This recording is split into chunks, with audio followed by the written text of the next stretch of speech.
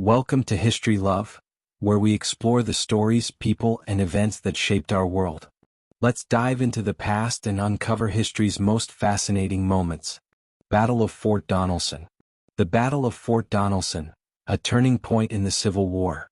In February 1862, the Battle of Fort Donelson marked a critical Union victory that shattered Confederate defenses in the Mid-South, set the stage for further advances into Southern territory, and catapulted General Ulysses S. Grant into national prominence.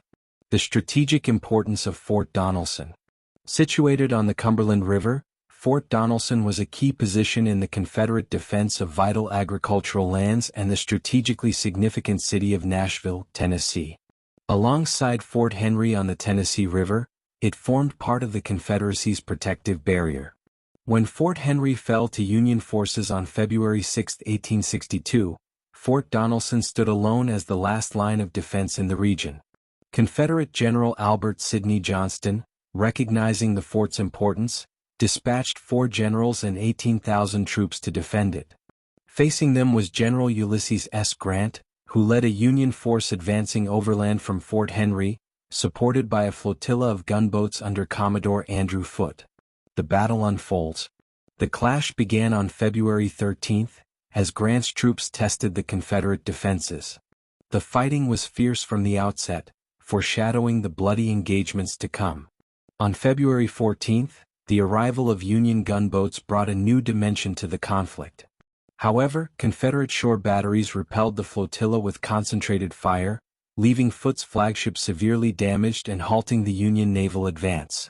The next day, Confederate forces launched a counterattack, aiming to break through the Union lines and escape. Although initially successful, poor coordination among Confederate generals and ambiguous instructions from Johnston led to a missed opportunity. By nightfall, the Confederates were once again confined to the fort, their situation increasingly dire. Unconditional surrender. On February 16, with his forces encircled and supplies dwindling, Confederate General Simon B. Buckner sought surrender terms from his former friend, Ulysses S. Grant. Grant's response was blunt and resolute.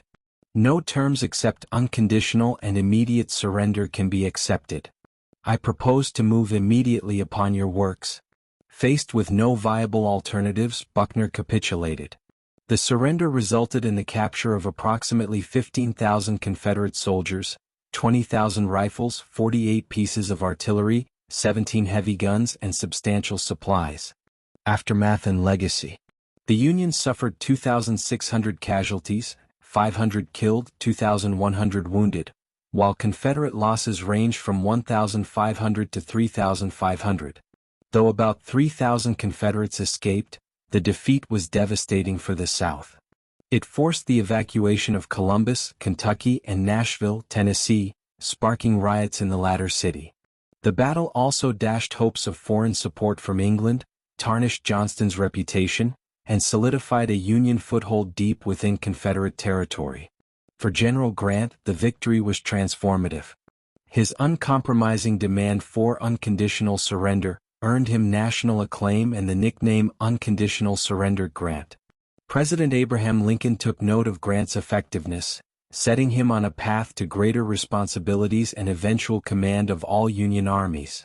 The fall of Fort Donelson, coming just days after the capture of Fort Henry, was a decisive moment in the Civil War. It shattered the Confederate defensive line in the West, demoralized the Southern war effort, and opened the door for the Union's continued push into the heart of the Confederacy. Thanks for joining us on this journey through history. If you love this story, don't forget to like, comment, and subscribe to History Love. Together, let's keep the love for history alive. See you in the next chapter.